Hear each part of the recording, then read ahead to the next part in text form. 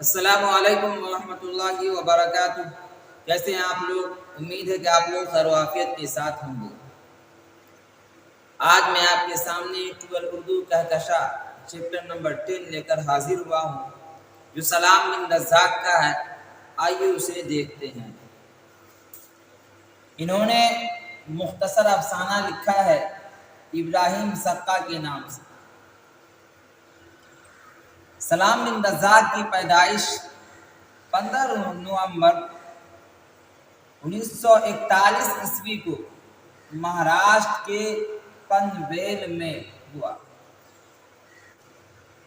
ان کی پیدائش 15 نومبر 1941 عیسوی کو مہاراشٹر کی پنویل میں ہوئی اور ممبئی میونسپل کارپوریشن کے اسکولوں سے 35 برس تک استاد کی حیثیت سے متعلق ہونے کے بعد 1999 میں سبکدوش ہوئے، یعنی 35 سال تک ممبئی میں استاد کی حیثیت سے ان کا پڑھانا لکھانا ہوا۔ اس کے بعد یہ ریٹائرمنٹ ہوا۔ 1964 عیسوی میں ان کا پہلا افسانہ شائع ہوا، ننگی دوپہر کا سپاہی۔ کب شائع ہوا؟ 1977 عیسوی میں۔ معبد 1987 عیسوی میں۔ شکستہ بتوں کے درمیان 2001 میں۔ یہ سب ان کے افسانوی مجموعہ ہے۔ ہندی میں ان کے افسانوی مجموعہ کام دھینو، یہ 1988 عیسوی میں شائع ہوا۔ یہ ہندی میں ان کے افسانوی مجموعہ ہے اور 1998 عیسوی میں انہیں ساہتیہ اکیڈمی کا ترجمہ ایوارڈ دیا گیا۔ ان کو سلام بن رزاق کو مہاراشٹر، اتر پردیش اور بہار اردو اکیڈمیوں نے انہیں متعدد بار انعام دیا۔ مہاراشٹر، اتر پردیش، بہار اردو اکیڈمیوں نے انہیں متعدد بار یعنی مختلف بار سلام بن رزاق کو انعام دیا۔ 2004 عیسوی میں شکستہ بتوں کے درمیان کتاب کے لیے انہیں ساہتیہ اکیڈمی انعام سے نوازا گیا۔ کب؟ 2004 کے اندر۔ اور سلام بن رزاق زمانہ موجودہ کے افسانہ نگار ہیں۔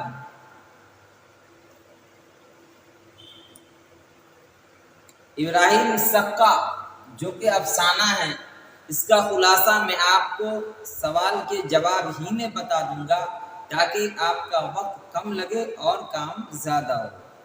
آئیے آپ بتائیے کی طرف چلتے ہیں، جو کہ مختصر ترین سوالات ہے۔ دیکھیں، سلام بن رزاق کو کس سال ساہتیہ اکیڈمی انعام سے نوازا گیا؟ جواب دینا 2004 میں سلام بن رزاق کو ساہتیہ اکیڈمی انعام سے نوازا گیا۔ اس کے بعد ہندو زبانوں کے ادب سے سلام بن رزاق کا ادبی تعلق ہے۔ ہندی اور مراٹھی زبانوں سے ان کا ادبی تعلق ہے۔ سلام بن رزاق کے 3 افسانوں کا نام لکھیے۔ جواب دینا ہے ننگی دوپہر کا سپاہی، معبد اور شکستہ بتوں کے درمیان۔ یا ایک اور ہے ان کا ابراہیم سقا۔ 4 آپ کو بتا دیا گیا، لیکن 3 ان میں سے ان کا لکھ دینا ہے۔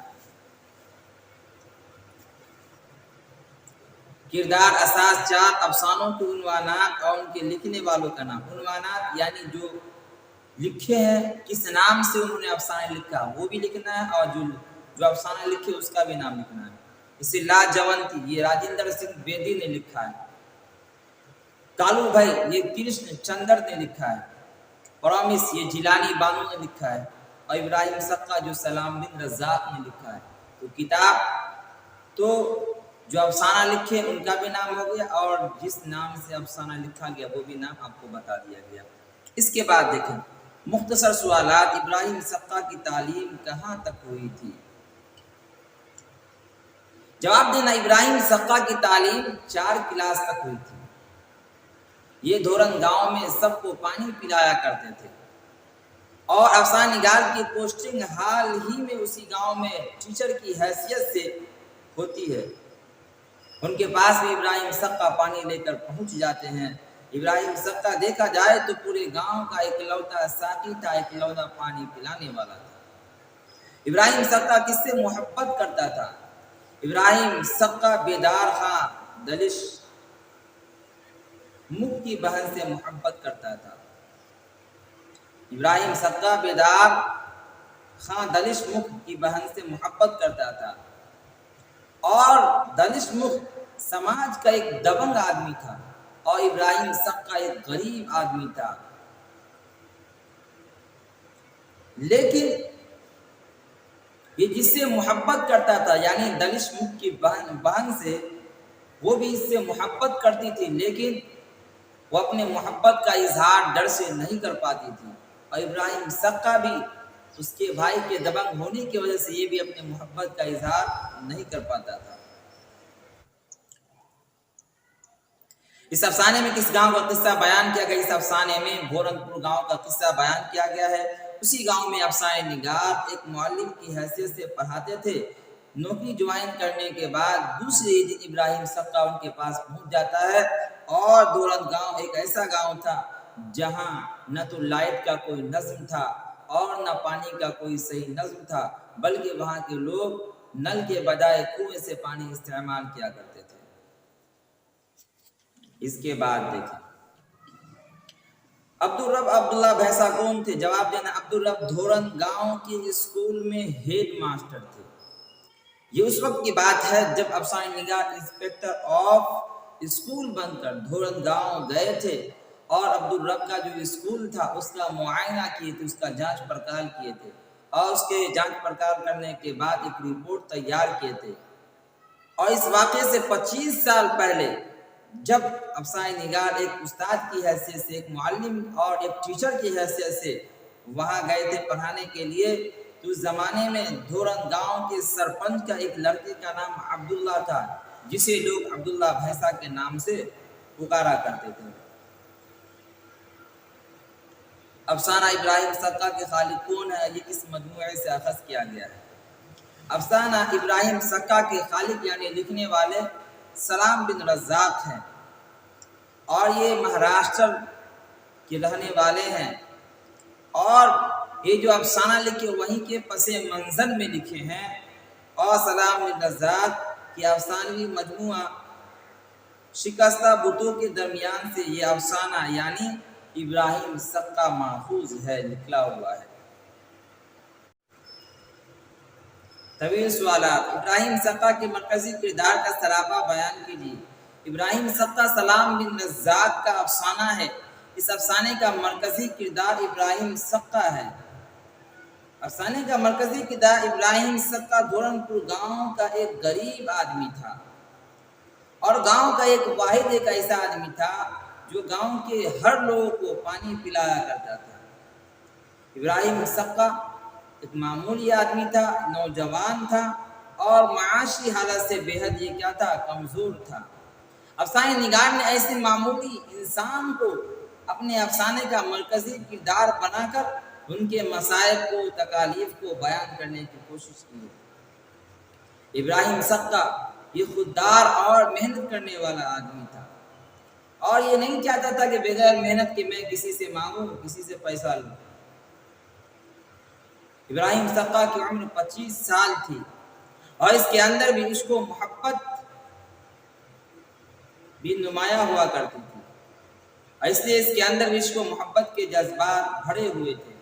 وہ گاؤں کے ایک دبنگ شخص بیدار خاں دلش مکھ کی بہن سے محبت کیا کرتا تھا، لیکن اس کے بھائی کے دبنگ ہونے کی وجہ سے اپنے محبت کا اظہار نہیں کیا کرتا تھا، اور ادھر ان کی بہن بھی ابراہیم سقا سے محبت کیا کرتی تھی، لیکن اپنے بھائی کے ڈر سے وہ بھی محبت کا اظہار نہیں کیا کرتی تھی۔ اپنے عاشق کی جدائی اسے برداشت نہیں ہوتی ہے اور اس کی موت ہو جاتی ہے۔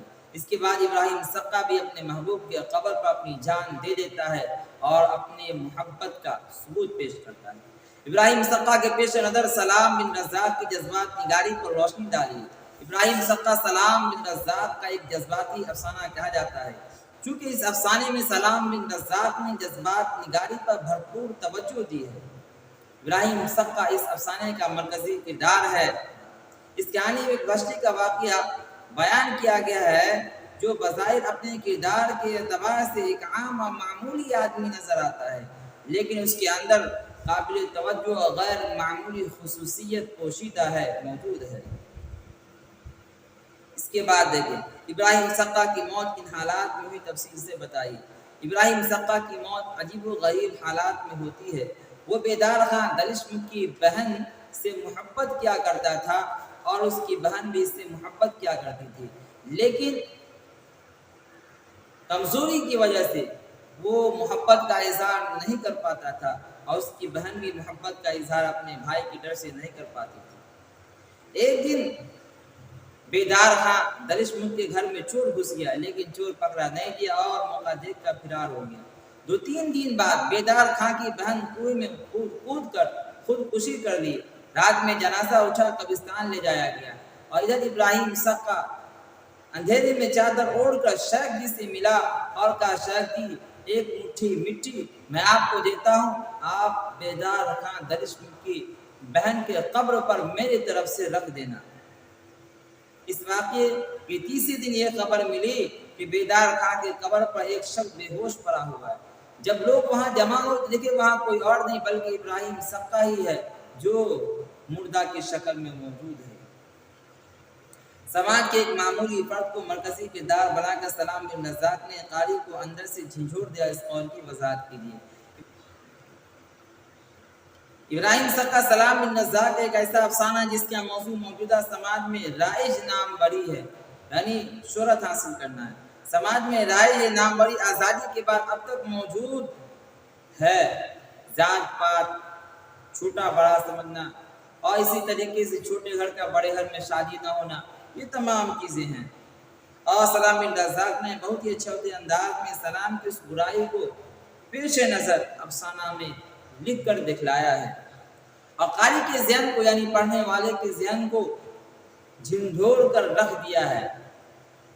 افسانہ نگار نے ابراہیم سقا کو ایک علامت کے طور پر پیش کیا ہے اور ابراہیم سقا یہ خوددار اور محنت کرنے والا آدمی تھا اور اسے جو محبت ہوا تھا وہ بیدار خان دلشم کی بہن سے محبت ہوا تھا۔ دلشم کی بہن بھی چاہتی تھی کہ ابراہیم سقا سے اپنے محبت کا اظہار کرے، لیکن وہ اپنے بھائی کے ڈر سے نہیں کرتی تھی۔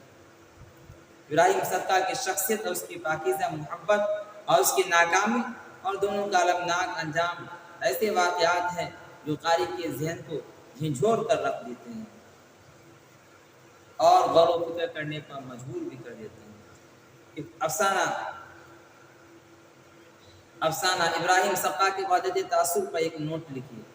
سلام بن رزاق کے افسانہ ابراہیم سقا میں ابتدا سے آخر تک وحدت تعصب موجود ہے۔ افسانے کے واقعات بہت خوبی سے بیان ہوئے، بہت اچھے انداز میں بیان ہوئے۔ اس میں ربط و تسلسل بھی موجود ہے، ہر واقعے کی کڑی دوسرے کڑی سے جڑی ہوئی ہے۔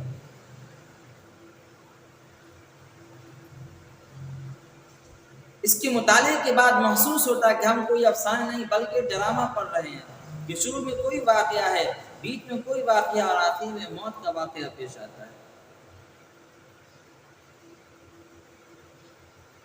یہ افسانے کے کردار ابراہیم سقا کی طرح سادہ تکنیک میں ہیں۔ یہ کہانی شیخ صاحب کے حافظے اور یادوں میں ابھرتی ہے۔ مختصر یہ کہ پیش نظر افسانہ ابراہیم سقا میں وحدت تعصب موجود ہے۔ سلام بن رزاق کی افسانوی زبان پر تبصرہ کیجیے۔ افسانہ ابراہیم سقا سلام بن رزاق کی افسانوی مجموعے شکستہ بتوں کے درمیان سے اخذ کیا گیا لیا گیا ہے اور اس کہانی میں سماج کے جو کمزور طبقے ہیں ان کے متعلق باتیں کہی گئی ہیں۔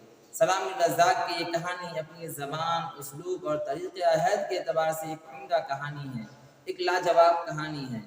اس کا موضوع اگرچہ بہت نیا نہیں ہے، لیکن سلام بن رزاق نے اس کو جس خوبصورتی سے پیش کیا ہے وہ اس موضوع کو بھی تازہ اور پرکشش بنا دیتا ہے۔